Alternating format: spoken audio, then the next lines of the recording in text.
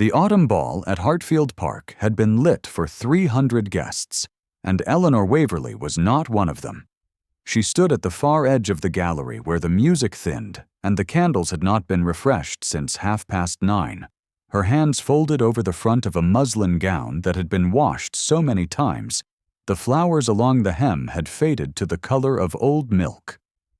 Below her, in the ballroom proper, Lady Phelps moved among her guests with the sure, bright carriage of a woman who had arranged every orchid and every invitation and every eligible young woman in the room according to a plan she had been building since June.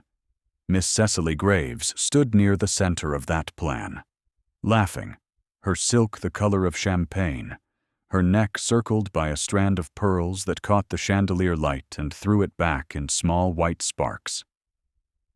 Eleanor watched from the gallery and held her father's leather-bound volume of verse against her ribs like a compress. She had not been invited. She had been summoned. Lord Ashworth, the Earl of Ashworth, 80 years old and half-blind, and possessed of a will that outlasted every physician's estimate, had insisted that his reading companion attend the ball. He had said it plainly at supper 2 nights prior, his voice carrying across the table to where Lady Phelps sat cutting her venison into very precise squares. The girl reads to me every evening, and I will not have her shut upstairs like a servant on the one night the house is worth looking at. Lady Phelps had set down her knife without replying. Eleanor had felt the silence land on her shoulders, like a second gown, heavier than the first. Now the Viscount Denham entered the ballroom from the terrace doors, and the room rearranged itself around him the way a current rearranges a river. Marcus Hale was 31, tall enough that his dark evening coat sat his shoulders without the tailor's usual compensations, and possessed of a face that disclosed nothing it did not intend. He had arrived at Hartfield 6 weeks ago, and in those 6 weeks Eleanor had learned exactly 2 things about him. The first was that he gave orders the way other men gave compliments, briefly and without expectation of refusal. The second was that his gaze, when it found her across a room, did not slide past. It found her now. Across the full width of the ballroom, past the dancers and the champagne and the careful architecture of Miss Graves's smile, his eyes lifted to the gallery and held. Eleanor's breath caught at the base of her throat. She did not move. He did not look away. The moment lasted the length of one full phrase of the waltz below, and then Lady Phelps touched his arm, and he turned, and the gallery was dark again. If this story has found you on a quiet evening, stay close. It began 6 weeks before that ball, on an August morning when the rain had not stopped for 3 days, and Eleanor Waverley arrived at Hartfield Park with 1 trunk, £400 of her father's debt, and a book of poems she could not bring herself to sell. The house steward met her at the side entrance, not the front, where the gravel was raked and the stone lions kept watch, but the servant's door near the kitchen garden, where the path was mud and the rain ran off the guttering in a solid gray curtain. He led her through the back corridor to a small room on the 3rd floor, with a narrow bed, a washstand, and a window that overlooked the stable yard. Her duties, he explained, were simple. She was to read aloud to Lord Ashworth for 2 hours each morning, and 1 hour each evening. The Earl's eyes had failed him. His mind had not. He preferred poetry, history, and the parliamentary reports in that order. Her salary would be £20 per annum, paid quarterly, with board and a half-day on Sundays. Eleanor set her trunk on the bed and did not ask about the front entrance. Her father had died in March. The Reverend James Waverley had served the parish of Nettlefield for 23 years, and in those 23 years he had accumulated a library worth £40 at auction, a reputation for sermons that ran 17 minutes longer than his congregation preferred, and debts that no one, least of all Eleanor, had known existed until the solicitor opened the ledger at the kitchen table and read the figure aloud. £400. Owed to a lender in Winchester, whose letters had been arriving, it seemed. For the better part of 3 years, each one opened and refolded and placed back in the drawer of the writing desk where Eleanor kept the household accounts. Her father had hidden the debt the way he had hidden his cough and his failing appetite, and the particular quality of silence he carried into the house each evening after evensong, a silence she had mistaken for contemplation, and now understood had been fear. The parsonage reverted to the diocese. The library went to the auctioneer. The writing desk went to a cousin in Basingstoke, who had offered 12 shillings and the use of her attic until Eleanor found a position. Eleanor had stayed in the attic for 9 weeks. She had answered 14 advertisements. 13 had wanted references she could not provide, or a woman of a certain age she had already passed, or skills in French and Italian she did not possess. The 14th had wanted a reader. Lord Ashworth received her in the library that first afternoon, with his hands folded over the silver head of his cane, and his eyes, milky and unfocused, turned toward the window as though he could still see the lime avenue beyond it. He was smaller than she had expected. His voice was not. "You are the clergyman's daughter," he said, and it was not a question. Eleanor confirmed it. He asked her to read the first page of whatever book she had brought with her, and she opened her father's volume of verse and read 12 lines of Cowper in a voice that did not waver, though her hands did. When she finished, the old Earl was quiet for a long moment. Then he said, "You will do," and rang for tea, and Eleanor understood that she had been tested and that the test was over. Lady Phelps made her assessment on the second day. Eleanor was crossing the entrance hall when she heard the voice from the morning room, clear and unhurried, speaking to Mrs. Burrows, the housekeeper. "I do not object to the arrangement," Lady Phelps said. "My father requires entertainment, and the reading girl is inexpensive. Let her read. Only keep her from the family rooms after supper, and ensure she understands that her position here is temporary." Mrs. Burrows murmured agreement. Eleanor stood in the hall with her hand on the banister, and the words pressed against her chest like a cold coin. The reading girl. She climbed the stairs to the 3rd floor and did not look back toward the morning room. The days took shape around the reading. Each morning at 10, Eleanor entered the library, where a fire had been laid, and Lord Ashworth sat in his leather chair with his cane across his knees, and she read. She read Cowper and Pope and the parliamentary debates on the Corn Laws. She read a chapter of Gibbon that made the Earl laugh so hard he had to set down his tea.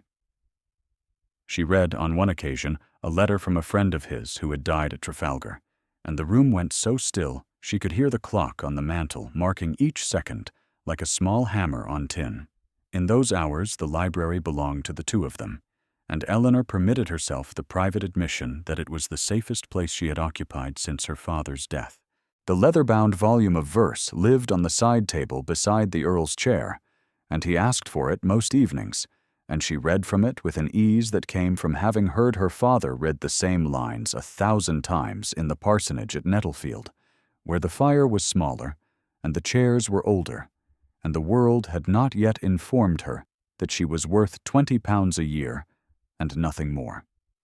It was on the 9th day that she heard the footstep outside the library door. She was reading Cowper's verses on evening, her voice low in the amber light, and the floorboard in the corridor gave its familiar creak. She paused. Lord Ashworth, half dozing, did not stir. The sound did not repeat, and Eleanor returned to the verse, dismissing it as a servant's passing tread. She did not know, and would not know for another week, that Marcus Hale, Viscount Denham, had arrived at Hartfield that morning and had stopped in the corridor outside the library with his hand on the doorframe and his body entirely still, listening to a voice he had not expected and could not, for reasons he did not examine, walk away from. He had come to Hartfield for the audit of the estate accounts, a duty he performed each August with the grim efficiency of a man settling someone else's debts. His father, Lord Ashworth's only son, had died when Marcus was 19, and the earldom's management had fallen to him by default rather than desire. He spoke to his grandfather with a respect that never softened into warmth. He spoke to Lady Phelps with a brevity that stopped just short of rudeness. He spoke to the servants in commands, and the commands were always obeyed, and the house ran beneath his attention like a clock he had wound and now ignored. Eleanor saw him first at breakfast on the 10th morning, seated at the far end of the table with the estate ledger open beside his plate, and she thought he looked like a man who had been carved from the same stone as the house, and resented the comparison. He did not speak to her. He looked up once when she entered, and his gaze held for a beat longer than courtesy required, and then he returned to the ledger. Her pulse quickened against her will. That evening, the floorboard creaked again. Eleanor was reading a passage from Pope, and the library door was ajar by 3 inches, and she could see, at the very edge of her vision, the shadow of a shoulder against the corridor wall. She did not turn. Her voice continued, steady and low, and the shadow did not move for the full remaining quarter hour of the reading. She was aware, in a way that had nothing to do with sight, of the quality of the listening on the other side of that door. It was not casual. It was not idle. It had the particular density of attention that belongs to a person who has stopped mid-stride and cannot resume, and the awareness of it ran along the skin of her arms and settled at the base of her throat like a warmth she had not invited. When she closed the book and said good night to Lord Ashworth, the corridor was empty. A faint trace of something sharp and clean lingered in the air near the doorframe. She pressed her hand against the wood where the shadow had stood and felt warmth still held in the grain. The next morning a fire had been laid in the library a full hour before her usual reading time. A second cushion had appeared on the reading chair, and the curtains had been drawn back further than usual, letting the gray morning light fall across the pages at an angle that was easier on the eyes. She mentioned the fire to Mrs. Burrows, who said only that Lord Denham had given the instruction. "The room is too cold for my grandfather in the mornings," he had told the housekeeper. Eleanor accepted the explanation. Her body did not. Something in her chest registered the new warmth of the room with an attention that had nothing to do with Lord Ashworth's comfort and everything to do with the shadow she was not supposed to have seen. He listened again the following evening, and the evening after that. By the 3rd week, Eleanor had stopped pretending she did not know he was there. She read with the same steady voice, the same careful pace. And beneath the surface of the verse, her awareness of his presence ran like a second current, quiet and constant, pulling at something she could not afford to name. Once, reading a passage in which the poet addressed a woman who did not know she was loved, Eleanor's voice faltered on the word unseen, and in the corridor the shadow shifted, and the silence that followed lasted 4 full seconds before she found the next line. Lord Ashworth, who missed nothing that happened in the air around him even when his eyes could not confirm it, said one afternoon, "My grandson has taken to haunting the corridor outside this room." Eleanor's hands tightened on the book. "I had not noticed, my lord," she said, and the old earl smiled the way a man smiles when he has caught a fish and intends to let it swim a while longer. It was in the 4th week that she saw him watching from the garden. She had gone to the kitchen corridor to speak to Mrs. Burrows about a torn curtain in her room, and through the window she saw one of the scullery maids, a girl of perhaps 15 called Nan, sitting on the mounting block with her apron pressed to her face, weeping. Lady Phelps stood over her with the particular posture of a woman delivering a dismissal she considered overdue. The girl, it emerged, had dropped a porcelain tureen that had belonged to Lady Phelps's mother. Eleanor did not think. She walked into the garden, her shoes sinking in the damp grass, and spoke, "The tureen may be mended, Lady Phelps. I have some skill with ceramic repair, and the break looked clean. The girl is young, and the loss of a position over a single dropped dish would follow her for years." She did not raise her voice. She did not drop her eyes. Lady Phelps stared at her the way one stares at a piece of furniture that has spoken. Eleanor held her ground, and after a moment that stretched the length of a held breath, Lady Phelps turned and walked back toward the house without a word. Nan looked up from her apron with red-rimmed eyes and whispered, "Thank you, miss." Eleanor squeezed her hand once and released it. She did not see Marcus standing at the library window above the garden, his hand flat against the glass, his jaw set in a line that might have been anger, and was not. That same evening, Lady Phelps hosted a small dinner for Miss Graves and her parents, Sir William and Lady Graves, and the Viscount Denham was seated at the head of the table opposite his aunt. Eleanor was not invited to the table. She was invited, by Lord Ashworth's insistence, to read to him in the adjoining parlor with the door open, so that the sound of her voice carried faintly into the dining room, like music from a room one could not quite find. Midway through the second course, Lady Phelps set down her glass and said, in a voice pitched to Carrie, "You must forgive the sound, Miss Graves. It is only the reading girl. My father enjoys the diversion. It is a kindness to humor him." Miss Graves smiled and said something about how sweet it was that the old Earl had a pet. Sir William laughed. In the parlor, Eleanor's hand trembled once against the page, and then steadied, and her voice did not break. At the far end of the dining table, Marcus set his fork down without taking the bite he had raised to his lips. He did not look at his aunt. He did not look at Miss Graves. He looked at the open doorway through which Eleanor's voice still carried, and the knuckles of his right hand went white against the linen. The pressed letter lived in the breast pocket of his coat. Eleanor noticed it first in the library one afternoon when he entered. Finally, openly, and sat in the chair across from his grandfather while she read. He did not explain his presence. He did not greet her.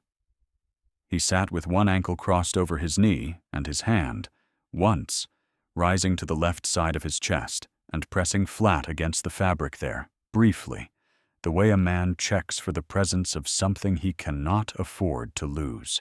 Lord Ashworth told her the story that same week, on a morning when Marcus was out riding and the library was theirs alone. "My son married a music teacher," the old Earl said, his voice carrying the particular steadiness of a man revisiting a wound he has long since stopped bleeding from.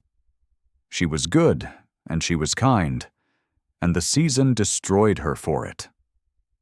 They called her the charity bride, the pianoforte teacher who had caught herself an heir. She endured it for 12 years, and then she did not endure it any longer. Marcus was 12 when she died. He carries her last letter in his coat. He has carried it for 19 years, and he has never shown it to anyone. The Earl paused. "He will not love easily," the Earl said. "Not because he cannot, because he believes his love is the thing that kills." Eleanor closed the book in her lap and said nothing for a long time. Outside the library window, the lime avenue stood still in the late summer air, and the light fell in long gold columns across the floorboards where her shoes rested, worn at the heel, and the silence held between them like a living thing. If you are listening from somewhere quiet tonight, and the story has taken hold, a like or a subscribe is a kindness that carries further than you might think. Lady Phelps moved with the confidence of a woman whose plans had never been refused. In the 5th week, she invited Miss Graves to stay at Hartfield for the fortnight preceding the autumn ball, and the house rearranged itself around the guest the way a garden rearranges itself around a new statue. Fresh flowers appeared in the drawing room each morning. The silver was polished twice. The pianoforte was tuned by a man who rode 12 miles from the village to do it.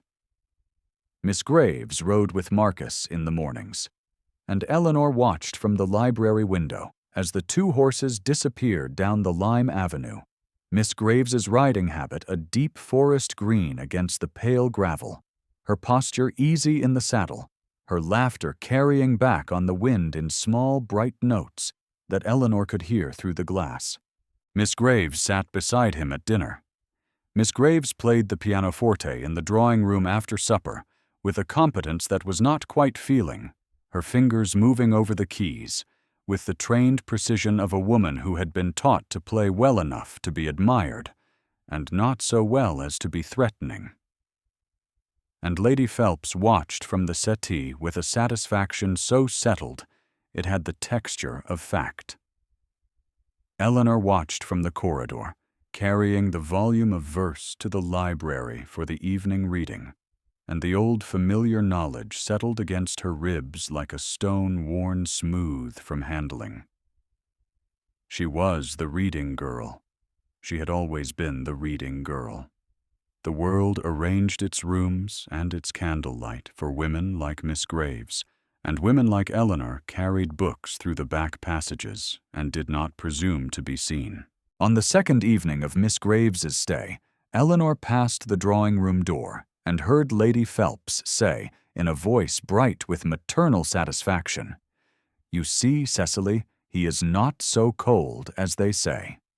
One simply needs to know the approach." Miss Graves replied with something Eleanor could not quite hear, and the laughter that followed was the laughter of two women who believed the future had already been settled and were simply waiting for the paperwork. Eleanor tightened her grip on the volume of verse and continued down the corridor to the library, where Lord Ashworth was waiting, and the fire was warm, and the door was the only door that had ever been opened to her in this house. Marcus found her in the garden on a Tuesday evening, when the light was failing, and the first chill of September had crept into the air. She was sitting on the bench beneath the copper beech, with the volume of verse open on her lap, reading to herself because Lord Ashworth had fallen asleep early, and the library had felt too large without him. She did not hear Marcus approach until his voice came from 2 paces away, low and level. "You will catch cold." It was not a question and not a request. It was the voice of a man who had been watching from a window and could no longer stay behind the glass. Eleanor looked up. His face gave nothing. "Come inside," he said. She rose without argument, and as she did, the book slipped from her lap, and he caught it, his hand closing over the worn leather spine at the same instant her fingers reached for it, and for one held breath they were both touching the same small object, and neither of them moved. He released it first. He stepped back. His hand rose to his breast pocket and pressed flat. "Go in, Miss Waverley," he said, and his voice was rough in a way she had not heard before. And she went, and the evening air closed behind her like a door. The announcement came on the last day of September. Lady Phelps gathered the household in the drawing-room on the pretext of discussing arrangements for the ball, and midway through her remarks about the seating and the flowers and the orchestra from Bath, she paused and smiled and said that she was delighted to share that an understanding had been reached between the Viscount Denham and Miss Cecily Graves, and that a formal announcement would be made at the ball itself. Miss Graves blushed prettily. Sir William raised his glass. Marcus, standing by the window with his hands behind his back, said nothing. His face was the face of a man who had been informed of a decision made on his behalf and had not yet calculated the cost of refusing it. That night, Eleanor heard it confirmed from the mouths of the kitchen servants. She had come down the back stairs to return a teacup and paused at the sound of voices in the scullery. Mrs. Burrows was speaking to the cook. Lady Phelps told Sir William it was settled, she said. She told him the reading girl was making the Viscount restless, and that the sooner Miss Graves was installed, the sooner the distraction would be removed. The reading girl. There it was, a third time, in a third room, spoken by a third voice, and each repetition peeled away another layer of the fiction Eleanor had built around herself, the fiction that said a woman could serve in a great house and read beautiful words aloud each evening and remain untouched by the proximity of a man who listened at doors and caught falling books and ordered fires lit in rooms she occupied. She sat in her narrow room that night with the candle burning low and her hands folded in her lap, and her father's debts tallied in her head the way she tallied them every night before sleep. £400, £20 per annum, 20 years of reading aloud in other people's libraries before the debt was cleared, and that calculation assumed she spent nothing on herself. Not a penny on shoes when the current pair wore through. Not a farthing on postage. Not a single coin set aside against the day when her voice gave out or her eyes failed the way Lord Ashworth's had failed, and the reading stopped. She looked at the candle flame, and the flame looked back, and the room was very small, and the stable yard outside was very dark. And she understood with the particular clarity that arrives only when the last alternative has been removed that she could not stay. She went to Lord Ashworth the next morning. The old Earl was in his chair, his cane across his knees, the milky eyes turned toward the window as always. Eleanor sat in her reading chair and placed the volume of verse on the side table and folded her hands. "My lord," she said, "I must give notice." He did not move. She continued, and her voice was steady because she had practiced the words in her room at dawn, standing at the narrow window overlooking the stable yard where the grooms were already moving in the half-light.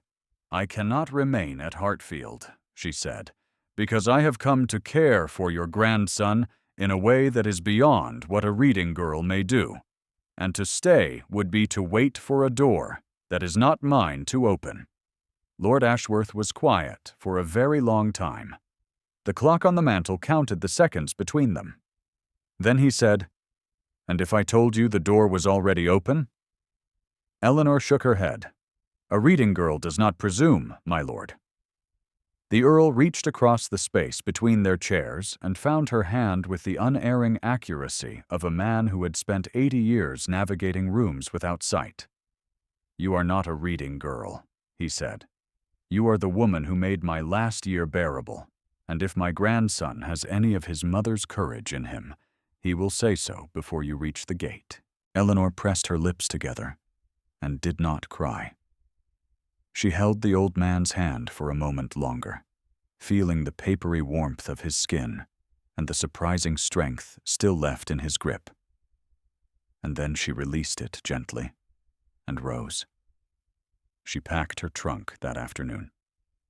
She placed the volume of verse on the side table in the library, where it had lived for 6 weeks, and she smoothed the cover once, her fingertips tracing the gold letters her father had traced 1,000 times, and she left the room without looking back. The autumn ball filled Hartfield from the cellars to the chandeliers. Eleanor had intended to be gone before the first carriage arrived, and she would have been, had Lord Ashworth not sent Mrs. Burroughs to her room at 4 o'clock with a message that was not a request. "You will attend the ball. You will wear the gown that has been placed in the dressing room adjacent to your chamber. You will stand where I can find you if I need you." Eleanor looked at Mrs. Burroughs. The housekeeper's face was carefully neutral, except for the eyes, which were not. She found the gown in the dressing room, a simple thing in pale blue that someone had ordered from the village seamstress with her measurements, and she put it on, and the fabric settled against her skin with a kindness she had not expected. She stood in the gallery above the ballroom because it was the only place in the room that was both present and removed, and she watched the ball assemble below her like a painting being completed one figure at a time. Lady Phelps in emerald, Miss Graves in champagne silk, the orchestra tuning, the candles multiplying the room into a field of warm gold light. And then Marcus entered from the terrace doors, and Eleanor's hand tightened on the gallery railing, and she understood that leaving in the morning would not be soon enough. He searched the room. She could see it in the way his gaze moved, systematic and unhurried, across the faces below. Lady Phelps appeared at his elbow with Miss Graves in tow. She said something Eleanor could not hear. Marcus did not respond. He was looking up now at the gallery, and when his eyes found her, he went still the way he had gone still in the corridor outside the library on that first evening, completely and without pretense, as though the rest of the room had been dismissed. He turned to Lady Phelps. He spoke 4 words that Eleanor could not hear. Lady Phelps's face changed. Marcus stepped away from her, away from Miss Graves, and walked to the foot of the gallery stairs. He climbed them without haste. Every face in the ballroom turned to follow him. 300 guests arrested mid-conversation and mid-step, champagne glasses suspended, fans lowered, the collective attention of the room drawn upward like a tide. The orchestra faltered and recovered and faltered again, and this time did not recover, the music thinning to a single violin and then to silence. Eleanor did not move. She could not. Her hand on the railing was the only solid thing in the world, and his footsteps on the stairs were the only sound. And when he reached the gallery landing, he stopped 3 paces from her, and the silence held the entire room like a breath drawn in and not released. "Miss Waverley is to be my wife." He said it without raising his voice. He said it the way he said everything, level and certain and stripped of any word that did not earn its place. Below them, Lady Phelps's mouth opened, and no sound came. Miss Graves set her champagne glass on the nearest surface with a click that carried in the silence. Sir William looked at Lady Phelps. Lady Phelps looked at Marcus with the expression of a woman watching her own architecture collapse from the inside. "The engagement," she said, and her voice cracked on the second syllable. "The engagement to Miss Graves." "There is no engagement to Miss Graves," Marcus said. "There was a presumption, and it was not mine." He did not look at his aunt. He looked at Eleanor. From below, Lord Ashworth's voice rose from his chair near the hearth, reedy and precise, and carrying the authority of 80 years and a will that outlasted everything. "My grandson speaks with my blessing," the Earl said, and Mrs. Burroughs, who had carried the message to Eleanor's room that afternoon, stood behind the Earl's chair with her hands folded and her eyes bright and her chin lifted. Lady Phelps turned to the room as though the room might correct what was happening. The room did not. Lady Graves whispered something to her husband. Sir William took his daughter's arm. Miss Graves, to her credit, did not weep. She straightened, and her jaw set, and she walked with her parents toward the terrace doors with a dignity that was not the same as happiness and was more than Eleanor had expected. Lady Phelps remained. Her posture had not broken, not quite, and she looked at Marcus with the particular expression of a woman who has managed a household for 30 years and is only now understanding that the household was never hers. She said, "You would choose a reading girl." Marcus said, "I would choose Eleanor." It was the first time he had used her name. The syllables landed in the gallery like a stone dropped into still water, and the ripples spread outward through the room below, and the silence that followed was not empty. It was full. It was the silence of recognition, the sound a room makes when it sees what it should have seen all along. Eleanor looked at him. His hand was at his breast pocket, pressing flat. And she understood then what the gesture had always meant. He was not checking for the letter. He was steadying himself against the knowledge of what love had cost the last woman who had stood where Eleanor stood now. She reached forward, slowly, and placed her hand over his, over the pocket, over the letter, and she did not speak. And he closed his eyes, and his breath left him in a way that was not quite a sound and not quite a sigh, and was the most honest thing she had ever witnessed from a man who had spent 19 years making sure his honesty stayed hidden. The library at Hartfield was quiet that evening. The ball had thinned to the last stragglers by midnight, and by 1 o'clock, the house was still. And the fire in the library had burned down to a low orange glow that made the leather spines along the walls look like a city seen from a great distance at dusk. Lord Ashworth sat in his chair with a blanket across his knees that Mrs. Burroughs had laid there before retiring, and the cane rested against the arm where it always rested, and the silver head caught the firelight and held it. Marcus sat in the chair opposite, where he had sat on the afternoon he first entered the room openly, and his coat was unbuttoned, and his cravat loosened, and his face, for the first time in the 6 weeks Eleanor had known it, was not guarded. Eleanor sat between them in her reading chair with the volume of verse open in her lap. She read 12 lines of Cowper, the same passage she had read on her first afternoon at Hartfield, and her voice was the same steady voice, and the room was the same room, and everything else in the world had changed. Marcus reached into his breast pocket and withdrew the letter. It was small and creased and soft from years of being held. He unfolded it once, and then he placed it inside the leather-bound volume, between the pages Eleanor had been reading, and he closed the cover gently over it.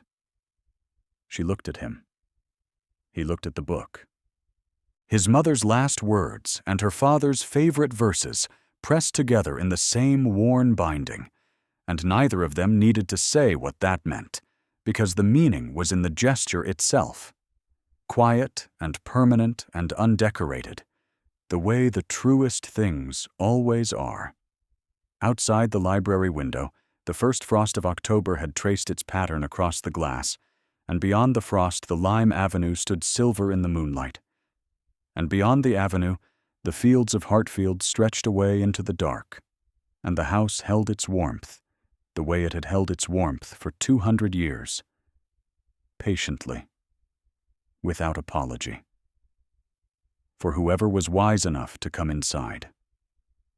Lord Ashworth's breathing had slowed to the rhythm of sleep. The fire settled. Eleanor turned the page and continued reading, and Marcus leaned his head back against the chair and listened, openly now, with no door between them. And the room closed gently around the three of them like a hand that has finally learned to hold without grasping. Thank you for staying until the end. If Eleanor's voice carried you somewhere quiet tonight, a comment with your favorite moment would mean more than you know.